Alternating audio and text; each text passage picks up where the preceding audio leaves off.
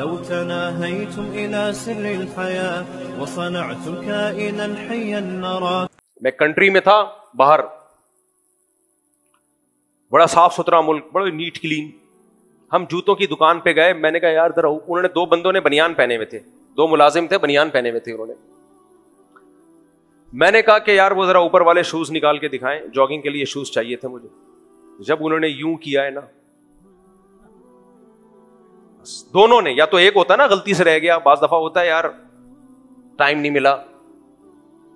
کچھ یہاں مسلمانوں کی رپورٹیں بھی اسی قسم کی ہیں. یہ تو اللہ نے چھپایا ہوا ہے، بس باقیوں کے حالات اللہ جانتا ہے. باقیوں کا مطلب باقی چیزوں کے. خیر میں زیادہ ڈیپ میں نہیں جا سکتا نا. تو جب انہوں نے یوں کیا تو میری جب نظر پڑی ہے، وہ تصور آج تک میرے ذہن میں، رات کو سوتا ہوں میری نیند اڑ جاتی ہے، میں اپنا دماغ ہٹاتا ہوں وہاں سے. میں نے کہا یار ساؤتھ افریقہ کا جنگل بھی میں نے دیکھا ہے، امیزون کا جنگل اب تک نہیں دیکھ پایا لیکن ویڈیو میں دیکھا ہے. ایسا جنگل میں نے اس کائنات میں آج تک. یہ کیسے رہتا ہوگا؟ کتنی بدبو آتی ہوگی اس میں. گورا ہی تھا وہ. اگر وہ مسلم ہوتا یہ کنڈیشن نہ ہوتی.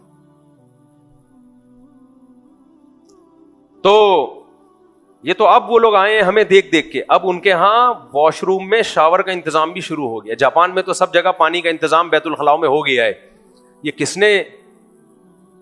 کس نے رواج ڈالا ہے؟ مسلمانوں نے. لیکن یہ دنیا بھول جائے گی کہ یہ سیکھا انہوں نے کہاں سے ہے؟ مسلمانوں سے سیکھا ہے. کچھ دنوں میں لوگ کہیں گے مسلمانوں نے ان سے سیکھا ہے. نا نا نا نا نا.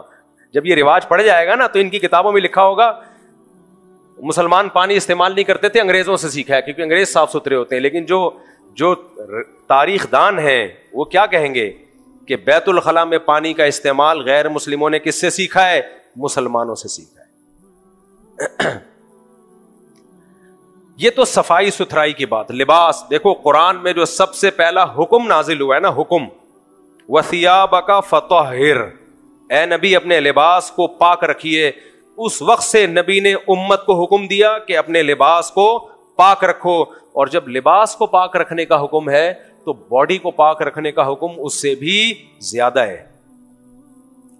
یہ تو ایک ٹاپک ہے، نبی کی سیرت کا صرف ایک حصہ ہے، ایک پارٹ. آگے چلتے ہیں ہم جلدی جلدی میں اس بات کو سمیٹتا ہوں.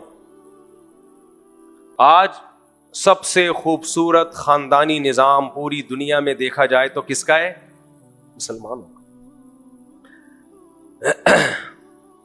کیوں ہے یہ؟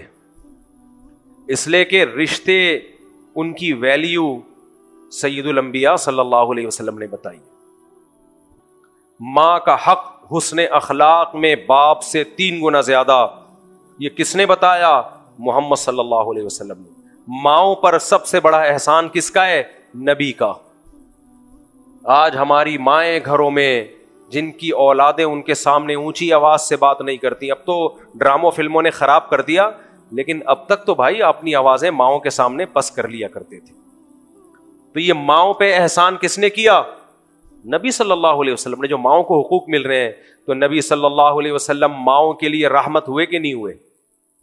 نبی صلی اللہ علیہ وسلم نے فرمایا کہ والد اوسط ابواب الجنہ، جنت کا مین گیٹ تمہارا باپ ہے. مین گیٹ سے گھسے بغیر چھوٹے گیٹوں میں جا سکتے ہو آپ؟ تو باپ کو راضی کیے بغیر آپ جنت میں نہیں جا سکتے. رضا الرب فی رضا الوالد وسخط الرب فی سخط الوالد. جس نے خدا کو خوش کرنا ہے وہ باپ کو خوش رکھے، جس نے اللہ کو ناراض کرنا ہے وہ باپ کو ناراض کر دے. مسلم سوسائٹی میں ماں باپ کا ہمیشہ سے احترام رہا ہے. میرے پاس جب لوگ آتے ہیں نا، میری ماں کے لیے دعا کریں، بیمار ہے جو جس طرح وہ تڑپ رہے ہوتے ہیں مجھے بڑا اچھا لگتا ہے. یار اس کی ماں بھی اس کے کسی کام کی نہیں ہے، بوڑھی ہو گئی، خدمت ہی کرنی ہے نا، اس نے زندہ رہ گئی، پھر بھی چاہ رہا ہے کہ نہ جائے دنیا سے. غیر مسلموں میں کچھ تھوڑا سا رہ گیا یہ سیٹ اپ، باقی سب ختم. گورا نہیں روتا اس طریقے سے، بہت کم ہے ان میں جو ایسے روتے ہیں. 3 دنوں بعد لاشیں نکل رہی ہوتی ہیں. اب تو ہمارے لبرل لوگوں نے جا کے نا ان کے اولڈ ہاؤس کو بھی پروموٹ کرنا شروع کر دیا, کیونکہ ان کی زندگی میں ان کی زندگی میں کوئی فرق رہا نہیں ہے. تو کہتے ہیں مولوی لوگ بلا وجہ اولڈ ہاؤس کا مذاق اڑاتے ہیں, اتنا اچھا تو ہے, بوڑھے باپ جا کے وہاں کیرم بورڈ کھیلتا ہے, اور یہ زبردست گھر میں تو یہ سب چیزیں میسر نہیں ہوتی. ایک بدترین چیز کو کتنا خوبصورت لیبل لگا کے تم نے پروموٹ کیا. بھائی بوڑھے ماں باپ اپنے پاس رکھنے کی چیز ہے, کیرم بورڈ وہیں لا کے دے دو اگر کیرم بورڈ کھیلنا ہے انہوں نے. ہمارے تو بوڑھے کیرم بورڈ بھی نہیں کھیلتے, تسبیح ہاتھ میں لے کے اللہ اللہ کر رہے ہوتے ہیں. بوڑھا آدمی کیرم بورڈ کھیلتا ہوا, ڈبو کھیلتا ہوا اچھا لگتا ہے, اسنوکر کھیلتا ہوا, ڈبو کھیلتا ہوا اچھا لگتا ہے یا تسبیح ہاتھ میں؟ ہمارے بوڑھوں کے چہروں پہ جو داڑھی کی رونق ہے یہ کس کی وجہ سے ہے؟ سید الانبیاء صلی اللہ علیہ وسلم کی وجہ سے. آپ باپ کے حق میں بھی رحمت للعالمین ہوئے کہ نہیں ہوئے؟ بھائی کے حق میں رحمت للعالمین, بہنوں کے حق میں رحمت للعالمین, بیویوں کے حق میں. مسلمان اپنی بیوی کے حقوق خدا کی قسم پیغمبر کی تعلیمات کی وجہ سے ادا کرتا ہے. اگر پیغمبر کی تعلیمات نہ ہوتی ایک بیوی پالنا ہاتھی پالنے سے زیادہ مشکل ہے. آدمی کہتا ہے جان چھڑاؤ, گرل فرینڈ رکھو, بیوی کی ٹینشن مت اٹھاؤ. غیر مسلم بیوی کی ٹینشن نہیں پالتا, پالتا ہے تو بڈھا ہونے کے بعد, 50-55 سال کے بعد. ویسے میں بھی 50 کا ہوں لیکن ابھی رپورٹ یہ کہ بڈھا ہوا نہیں ہوں. آگے چلیں, یہ جملہ معترضہ. رپورٹ کے مطابق اگر بڈھا ہوتا تو پراٹھے ہضم نہ کر رہا ہوتا, بس یہ سب, بس اتنا کافی ہے.